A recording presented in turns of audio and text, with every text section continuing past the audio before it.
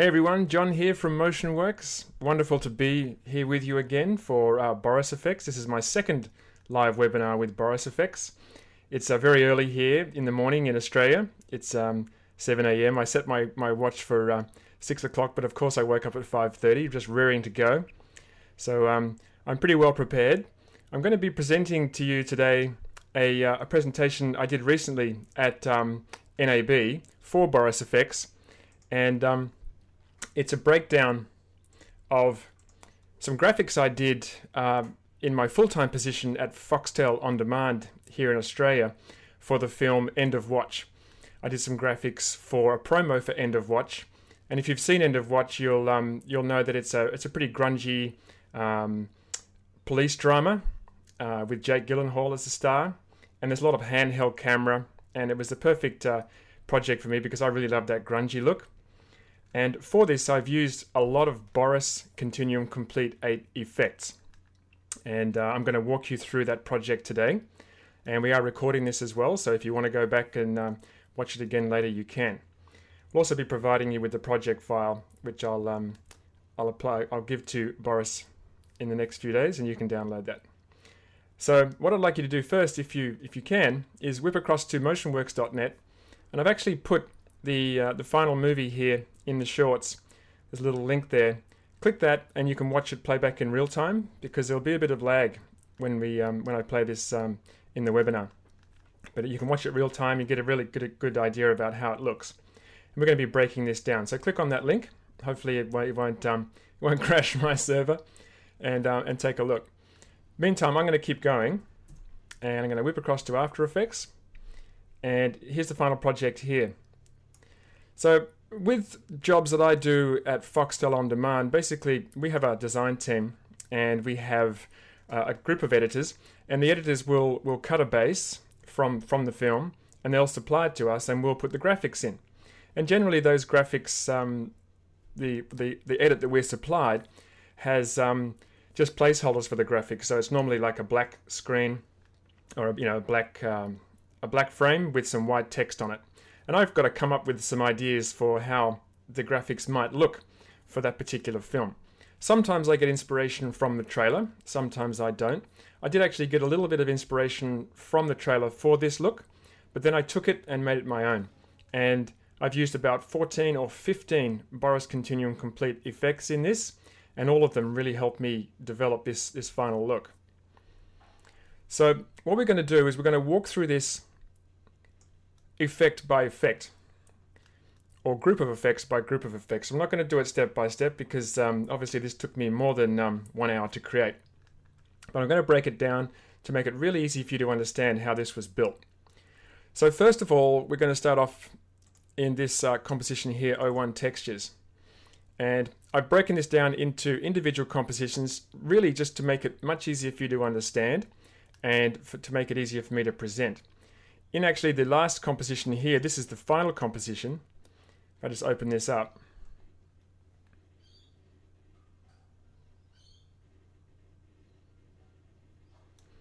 And just going to maximize my timeline here. You can see there's all the layers. And that's how I worked with this composition. That's how I built the composition.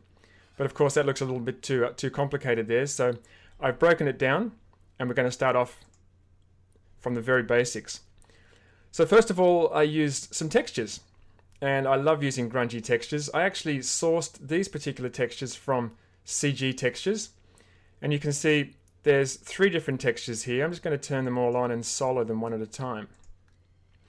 They're basically all rust textures, and when you're starting at a job, you don't necessarily know exactly what you want to use. So I sourced a few different grungy textures, and I placed them in a pre-comp here so that I could build my animation, and then I could come back into the pre-comp and I could turn different ones on and I could audition them.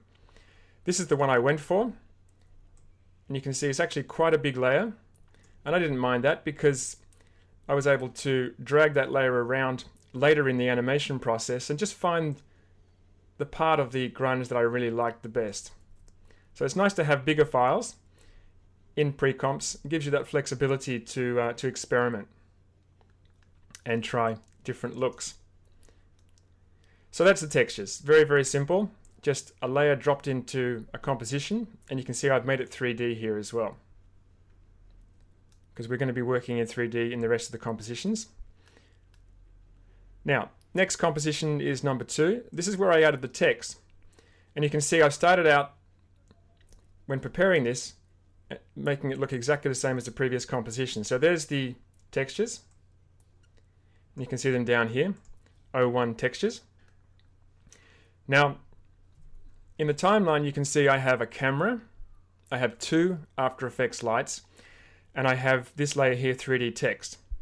And this 3D text layer has BCC Extruded Text, BCC Brightness and Contrast, BCC Multi-Shadow, and BCC Drop Shadow. So what I'm going to do is I'm going to just turn the text on,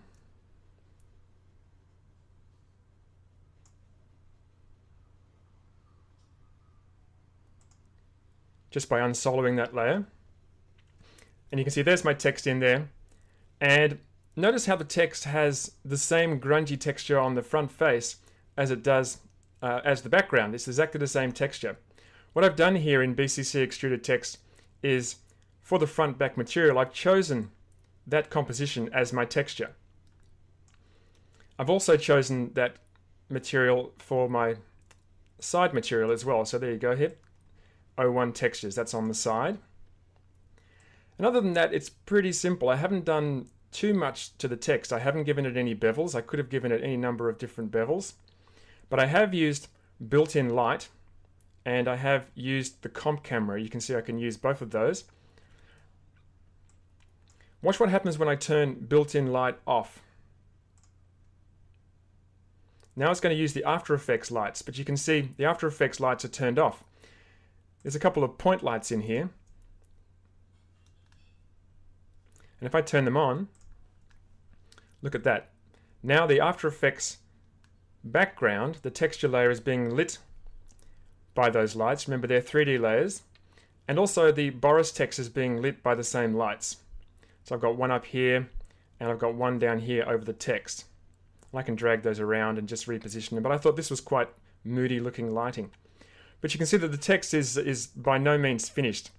What we really want with this is to have the text feel like it's part of the metal on the background, like it's been welded on. Or at least is really, really close to it. So, that's the very basic. So how did I make the text look like it's actually sitting on the background? That's where I use these other effects. The first one is BCC Brightness and Contrast. Let's just turn that on. And that's just adjusted the brightness and contrast of this BCC text, because you see it was too bright before. And I could have played around with lighting, of course, but sometimes it's good to do a general lighting of the scene and then use effects like brightness and contrast and levels and curves just to zero in on the look.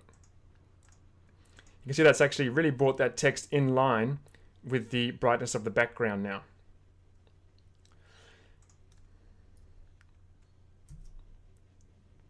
Just going to save my project. Okay, next I used BCC Multi-Shadow.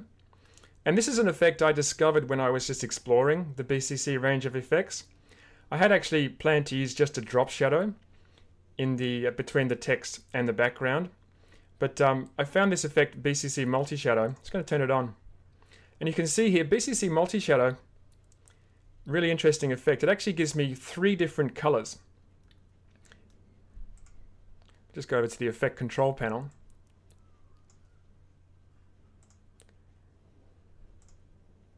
I have, you can see it's a massive effect. I have 3 different colors. And I've chosen like this ochre red and this deep green. And I really was excited to be able to use this, because to me this kind of looks like what you'd see when you have metal against metal, as oxidization and rust.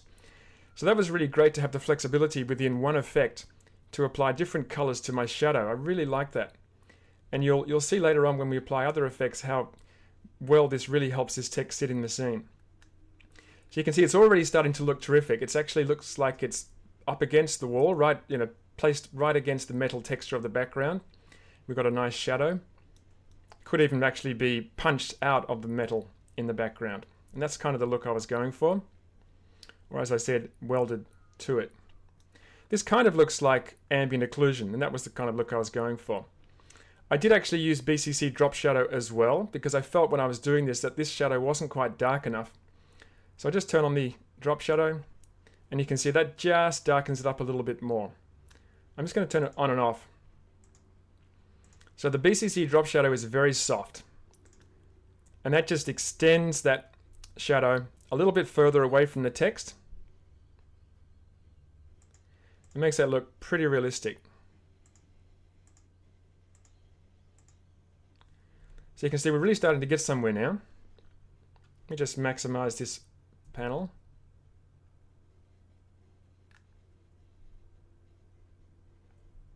Okay. So let's move on to the next composition. This is where I added the graffiti and the rust. So you can see there's some graffiti on the metal textures. And you can see the rust looks pretty good. It's a really nice rusty image. But I actually exaggerated that a lot more using the find edges effect. Let me just turn on both of these JPEGs first and solo them. So these images are also from CG Textures. And this is just some graffiti. Let me just double click this layer and you can see it in the layer panel. It's quite a big image. There's one little piece of graffiti on this massive wall, and this is from CG Textures.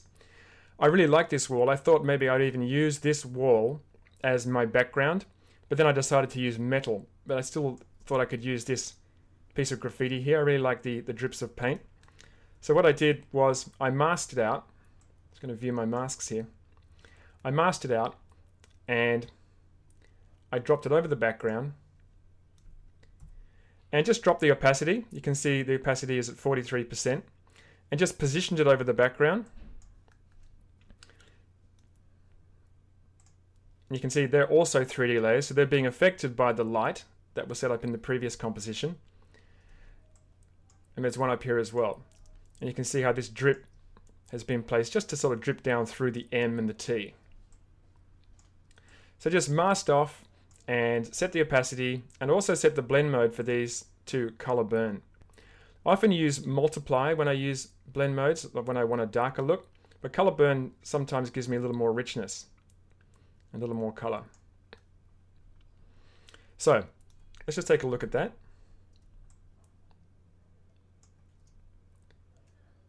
So there we are, we've got those two pieces of graffiti in there.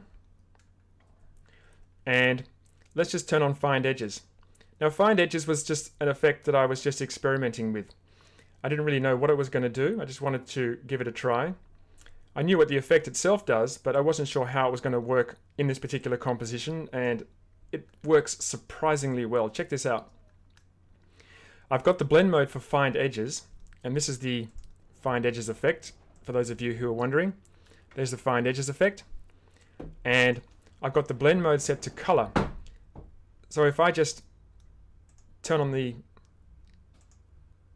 solo, or unsolo the layer, check this out. I'm just going to turn it on and turn it off. So I've got Find Edges in there, and check out the color. It's really brought those colors out. It's really made the oranges orange, it's made the blues blue. Just gives that a really nice look. And if you take a look at this when I turn on invert for the effect, look at that, it makes it really quite rich. It's made the reds of the rust really quite orange and really stand out. And it's also made the edges of this text really blue. And this really works well later on when we turn on the stage light, which is what we're going to do in the next composition. So let me just go across to the next composition.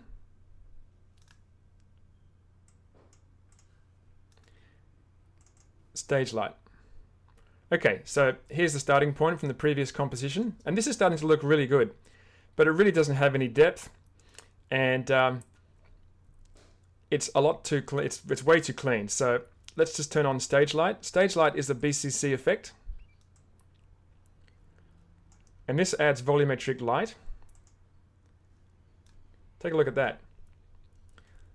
I've placed one stage light up at the top of the composition. You can see there's a blue light here. And I've placed one down the bottom which is red, because this is the police drama and I wanted the idea of, like, you know, red and blue lights from a police cruiser. And this has really added a lot of depth to this, and one of the main reasons for that, besides the volumetric nature of the light, is that this has a smoke parameter. BCC stage light has built-in smoke, which is really good. It just gives this a whole lot of moodiness and depth. And if you have a look at the finished version, you'll see how that smoke is moving through the lights.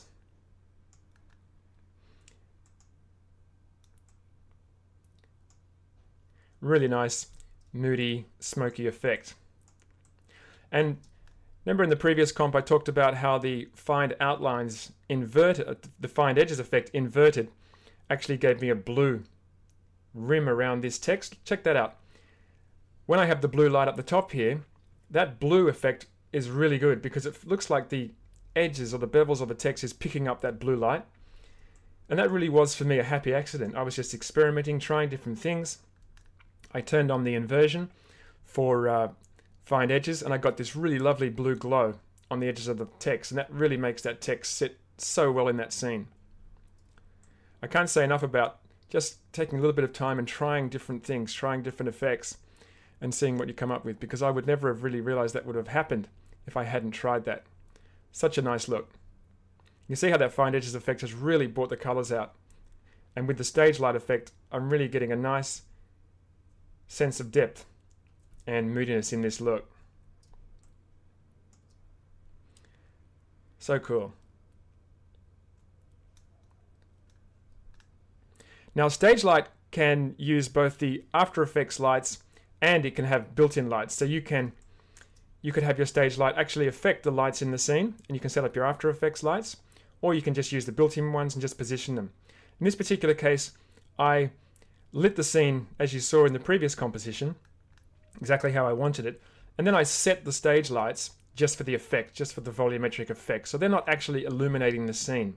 They're just sitting above the scene, and with the smokiness, they're adding a whole lot of depth to it. Really nice.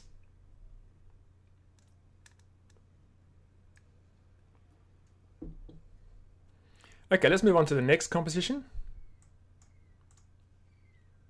This is where I added the text. So I'd created the background, and the next step of the animation was to put some text in, because this is the text that the promo producer gave to me in the edit that he gave me. And you might be wondering, well, why did what was the thought process behind putting the 3D text in the background?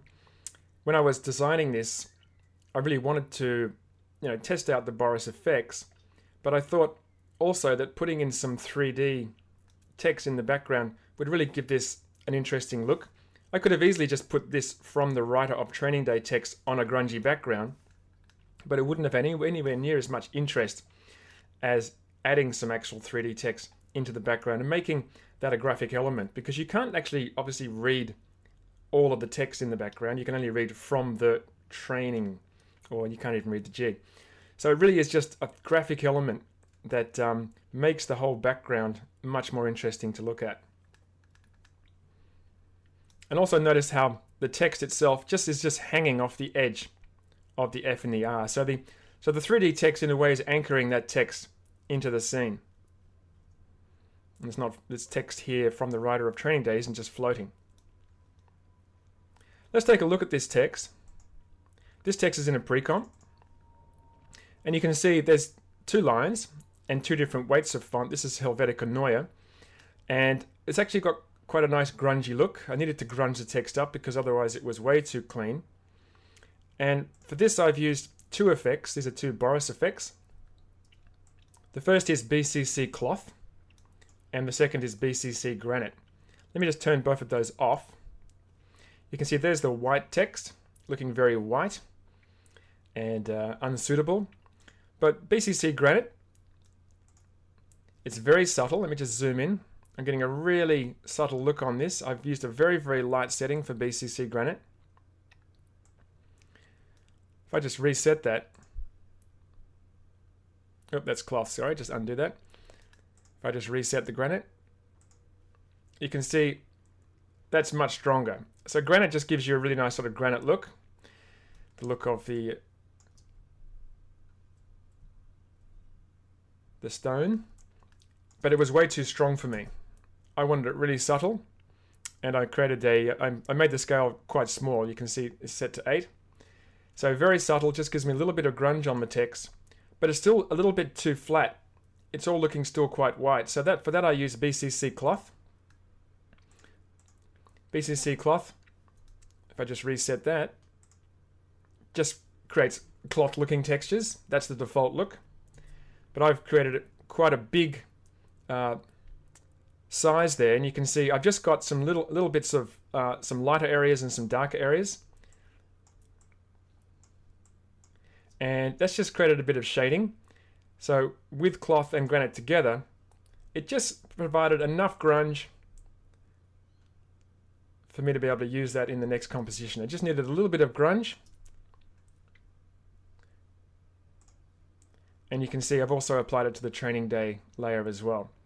And the reason I put these two pieces of text in different compositions is so that I could apply the grunge, the granite and the cloth individually, and I could move it, or I could change the settings so they wouldn't look exactly the same, because they're two separate pieces of text, and they both animate. Just hide the parent. So the top layer animates, so I've set position keyframes for the top layer, and you can see it just slides to the left. So they needed to be individual so that I could slide them separately from one another. And in some of the other supers, because there was more supers in this, I had about 5 or 6 supers for this particular project, I actually slid the bottom layer. Sometimes I slid both layers just by setting position keyframes. So they're both in separate comps. And that composition has been placed inside of the text. And you can see here it's got this really nice glow on it. And I've got that glow courtesy of Boris Continuum Complete Film Glow. Let me just turn that off. There's my text. You can see it's quite bright. It's actually a 3D layer, so it's actually blowing out a little bit there. Keep in mind also that I'm actually working in 32-bit.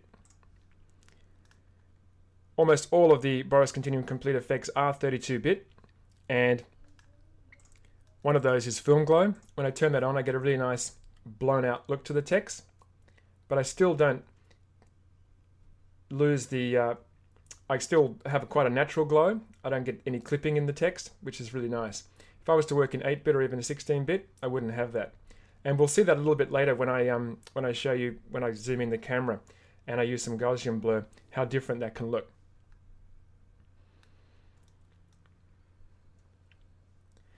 So that's the text created in pre-comps, BCC cloth and granite with some BCC film glow over the top. This is a wonderful effect, film glow. One of my real go-to effects in my tool chest of plugins. Just really, there's lots of glows that I use, but this is one of my favorites. Okay, next composition.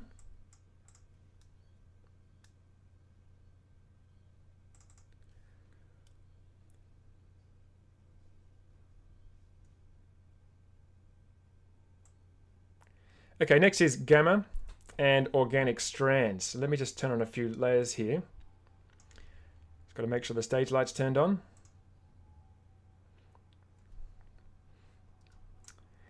And the gamma levels gamma is BCC levels gamma. And you can see I've used an adjustment layer here, and I have a big mask here. It's a soft feathered mask. If I just turn that on, that's just giving me a nice vignette. So a little bit of darkness around the edges. Just helps focus the viewer's attention more towards the center of the frame. But you can see I've also used another one up here. I often use a lot of adjustment layers with my effects. Just turn that one on. And you can see that's actually doing everything because that has no mask. So that's actually adjusting the gamma of all of the layers below. And that's given that a really nice deep contrast. And look at those lights now, quite red and quite blue.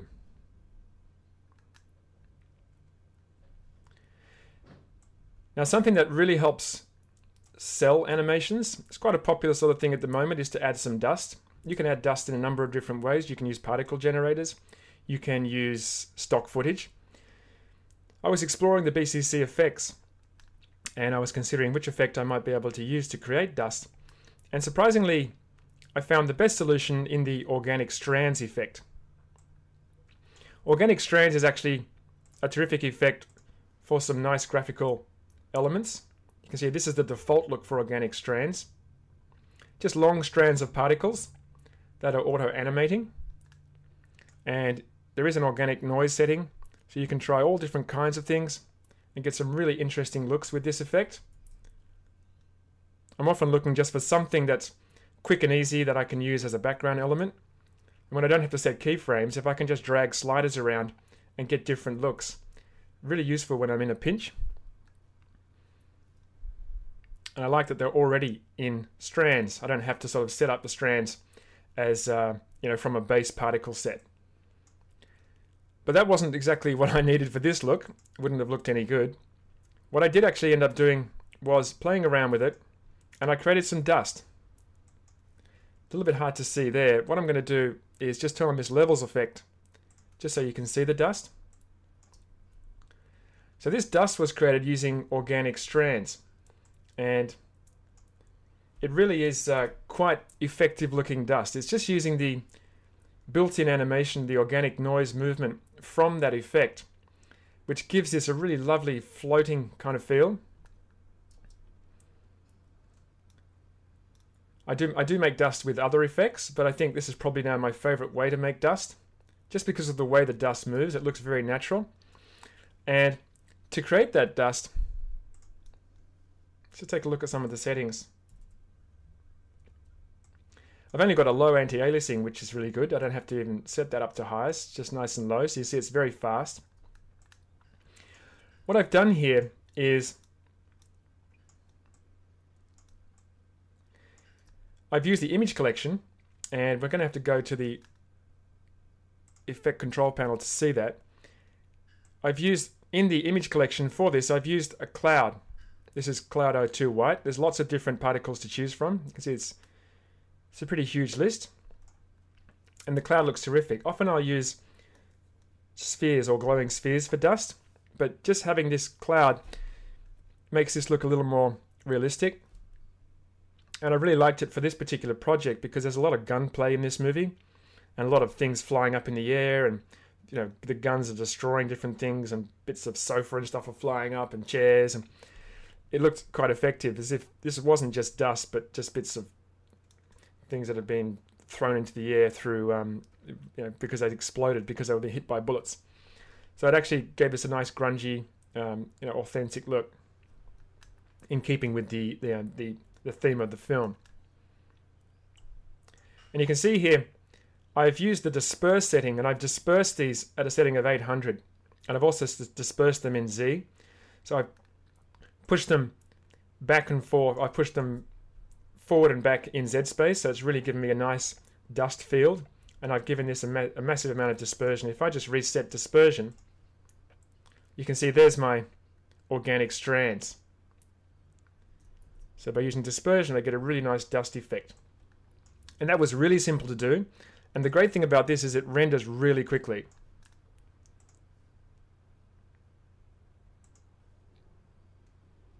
So we'll just turn off the default one here. So now I have this much deeper look using gamma and levels and gamma, and I've also got some nice dust. So with the 3D text and with the volumetric stage light and with the dust, I'm really starting to get a really nice sense of depth to this animation. Let's move to the next composition.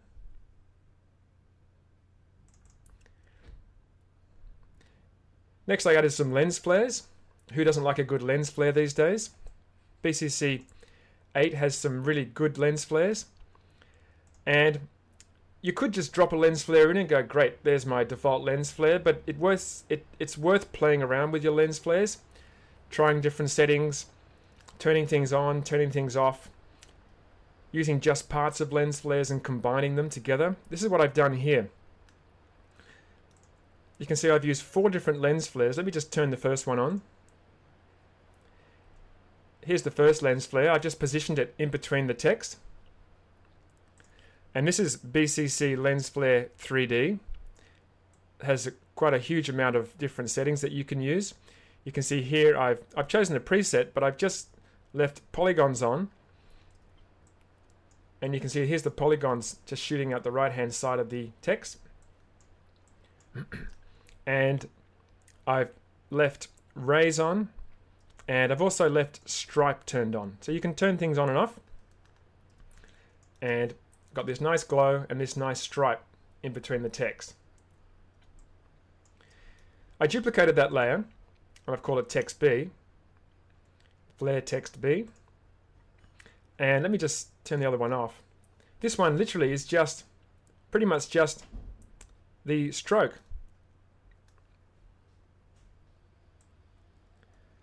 Or the stripe, excuse me, and the hollows. Let me just turn the hollows off. Hollows is very subtle. You might just notice it. There's a ring just here, and there's one just over here. If I just turn it on and off, it's a very subtle look, but just adds that extra level of detail. So I just left those 2 turned on, and combined that with the first one to give myself a custom flare. I really like these 2 different lines. I thought that looked a little more interesting than just having one line or one stroke or stripe. That's the correct term. Now, keep in mind that this is a 3D lens flare, and we do have a camera in the scene. In the next composition, I'm going to be showing you the actual camera itself and how it animates, and all of these effects, the text, the stage light, the 3D flare, are all 3D effects, and they're all set to use the comp camera. You can see up here. So they're all going to interact with the comp camera's movement. I did add 2 more flares. The first one up the very top here, if I just turn it on. Just a simple flare which I've dragged out of the scene and just positioned on top of the top stage light. And I thought this was interesting because it just adds some nice subtle rays to that light, combined with the stage light that makes that look a little more interesting, a little more realistic perhaps. And also one down the bottom. Just down there. Just puts a few little rays out there. Just makes that look a little more interesting. So with four lens flares, adding another degree of complexity and detail. And when I did the other supers, I built this one first and spent the most time obviously on the first one. When I built the other ones, I repositioned the flare and I changed some of the settings just to make it look a bit different in each of the supers.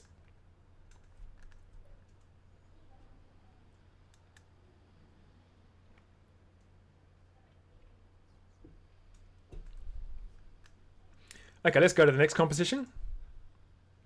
And we'll get down to camera a little bit later actually. We're just going to add a few more things first.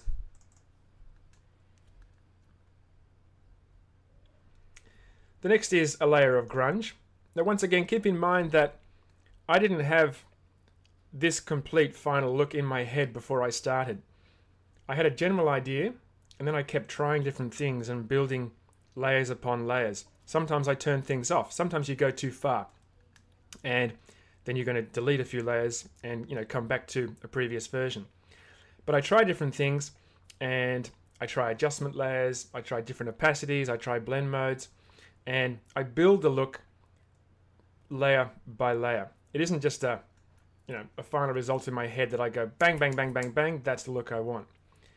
And that's probably one of the things I love most about motion graphics, is that creative process. And being able to explore and experiment and come up with unique looks.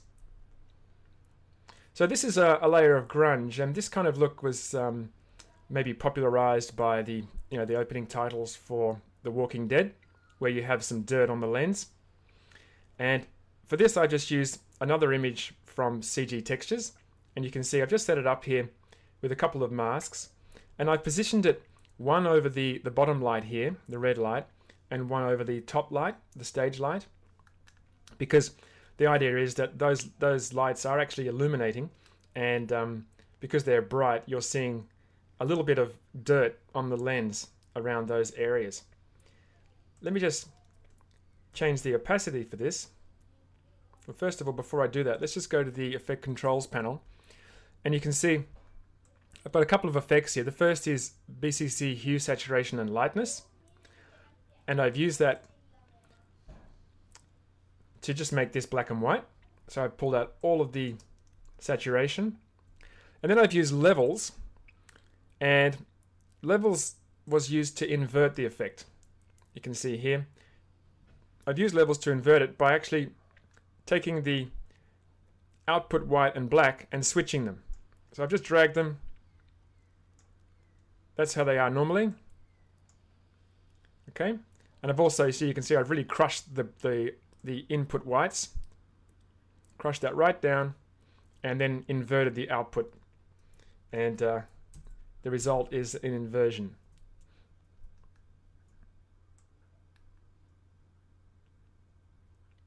And then change the opacity to something like maybe 3%, and it's really subtle, maybe just a little bit more.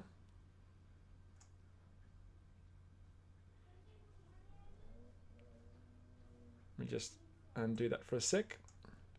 We need to invert that, don't we? Just invert that again.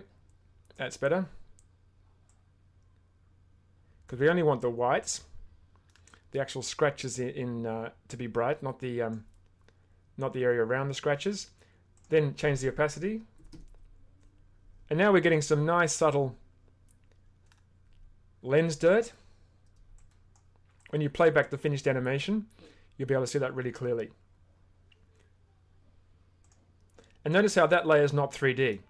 So that layer isn't being affected by any camera movement, because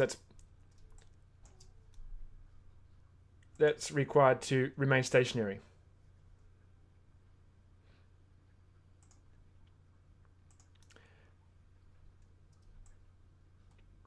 So that's the grunge. Let's go to the next composition. In the next composition, I've added some grain and a color grade. I did like this look, but I just thought the film itself, if you've watched the film, it's got a lot of yellows and blues in it, but not this deep blue, more of a well, probably yellows and greens or cyans. And this really didn't cut it. It needed to be a lot more washed out than this. So what I've used is the curves effect. Just turn that on. You can see I've pulled out a lot of that really vibrant red and blue, and I've added some yellow to the scene. You can see it really obviously over the text here. It's quite yellow. Let's have a look at the Effect Controls panel. You can see I've only adjusted the blue, and I've just pulled the blue out of the highlights. There's the original look. But just by pulling the blue out of the highlights, it's given that a nice overall yellow hue or yellow cast, and made that look a little bit grungier and much more suitable when it's sat in the body of the edit. And it really was much more in keeping with the rest of the look of the film. So that's just using a simple curves effect. Next, I've used a lens blur, and you can see when I select that adjustment layer, I've got a very big soft feathered mask. If I just turn the effect on, this is BCC lens blur. It's a nice fast lens blur. Just turn that effect on. You can see here that that's just given me a nice blur around the edges. Just gives it a little bit of a depth of field style effect, and that works in well with that vignette we created earlier. So it's a little bit blurry around the edges, a little bit darker, and sharper in towards the middle. And next I used BCC film damage, But I didn't use any of the damage, I just used the grain. It's a nice fast grain, and you can see the difference that that makes with that grain in there. Definitely helps this these kind of looks match the edit. The edit was obviously from a film, so there's lots of grain in the film. So by adding a little bit of grain to the graphics as well, it helps the graphics sit much better in the edit.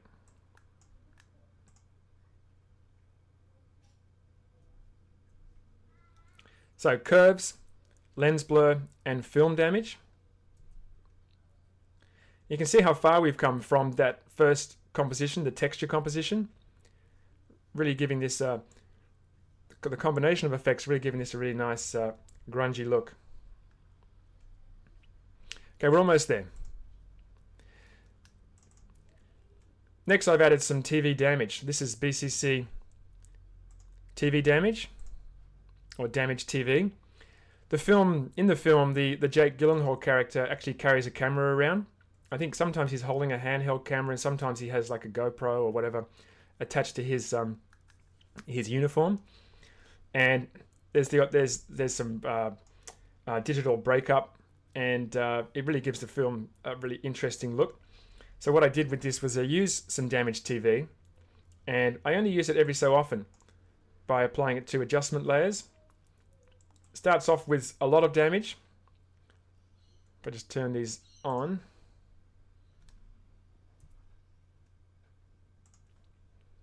Start off with a lot of damage, because as we go into the super, from the edit, we have a lot of damage over a few frames. And then we can see and read the text more clearly. Then every so often, I placed in another adjustment layer with TV damage, but just shorter, maybe 1 or 2 frames. And it just pops a little bit of damage in and out, and it gives it a really nice grungy look. See, I'm just moving here a frame at a time, and we get that nice grungy look over a couple of frames. So I set up some settings for damage TV, then I just duplicated the adjustment layer, and then I just adjusted the random seed, because damage TV has a random seed.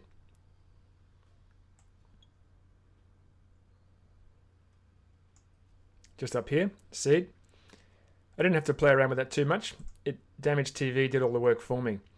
Notice also though that I've actually applied the mosaic effect together with damage TV. Because he's using a digital camera, I wanted to give it more of that blockiness, that sort of digital damage, that digital breakup. So I used the mosaic effect. Just turn that on. And this is BCC mosaic. Just laid that underneath damage TV, and you can see I've used a soft light blend mode to blend all of these in with the footage. And the mosaic effect combined with the damage TV gives me that sort of blockiness, which gives that more of a video look.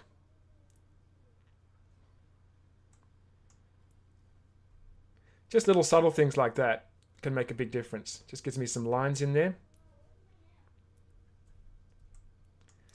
So damage TV helps keep this this look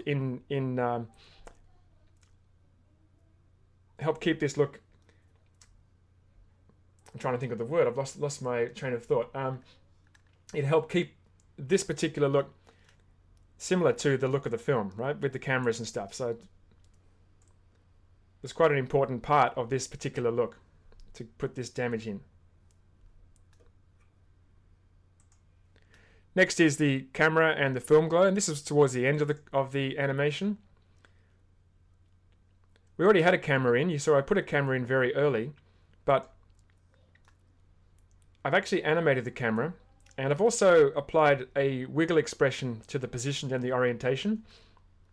You can see it's a very subtle wiggle, especially the orientation. It's only 0.2 frequency and 0.2 amplitude. But the noise settings are set to 100. So that gives me more of an erratic movement. And the camera position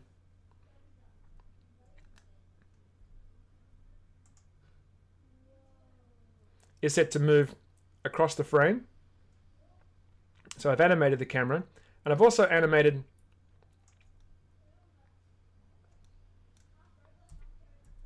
just pressing the U key. You can see I've animated the camera to be right up close to the text at the very beginning. And then a few frames later, I've shifted the camera so that the text is down the bottom right. And then a few frames later again, I've put the camera back to its original position. So this gives me that nice sort of grungy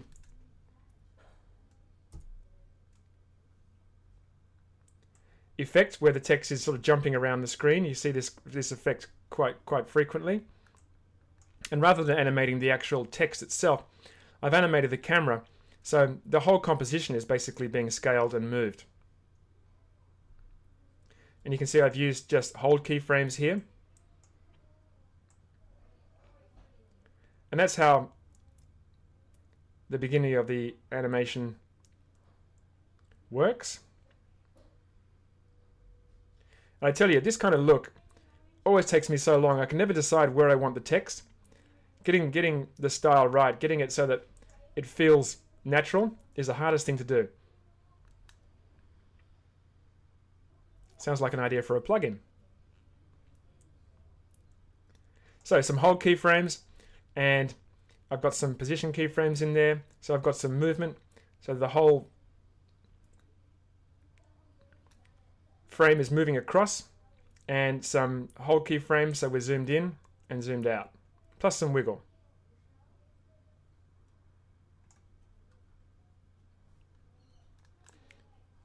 Now, what I've also got in here is some film glow. Just turn that on. And I'm going to turn this BCC Gaussian Blur on as well. And turn the layer on, of course. Look at the difference that makes. Let me just turn the film glow off for a second. Remember I talked to you about the fact that we're working in 32-bit here? You can see how I'm getting this really nice blown out look, but you've got it's a nice natural glow, and we're not getting the clipping that we get in 8-bit. Really nice natural glow. If I turn this composition to 8-bit, you'll see it'll look a lot flatter. Look at that. If I'd worked in 8-bit, I would have had that particular look, and that's not quite as fabulous looking as it is in 32-bit. So let's just turn this back to 32-bit. And of course, you can only get this with 32-bit effects, and BCC Film Glow is 32-bit and Gaussian Blur. So that's without the Gaussian Blur. That's with the Gaussian Blur, and with the Film Glow, it really blows that out. So we just move to the next frame. Just a subtle amount of glow on that particular one. So we start up with more on the first one, and then we go a little bit on the next one, looking really nice, and then we have 0 and just a touch of glow intensity for the Film Glow. So that was one of the final things that I had to do. The very last thing I did was I applied a little bit of extra Gaussian Blur. You can see how this text is looking a little bit jaggy. So the last thing that I did was apply a little bit of Gaussian Blur to that text, just to get rid of those jaggies.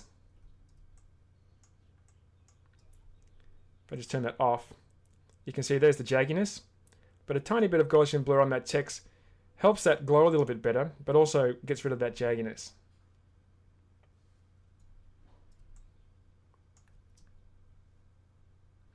And that's the final look. I could have spent ages on this. I could have spent, even longer. It was a real sort of labor of love, this one. It was interesting to explore a lot of the Boris Continuum complete effects. I think I ended up using 14 or 15 different Boris effects on this. And I'm pretty happy with the result. So take a look at the finished animation if you haven't already. Just on MotionWorks here, there's a link to it. I think I'm going to cut back now to Jesse, and I don't know if there's going to be any questions. Perhaps I can answer some questions.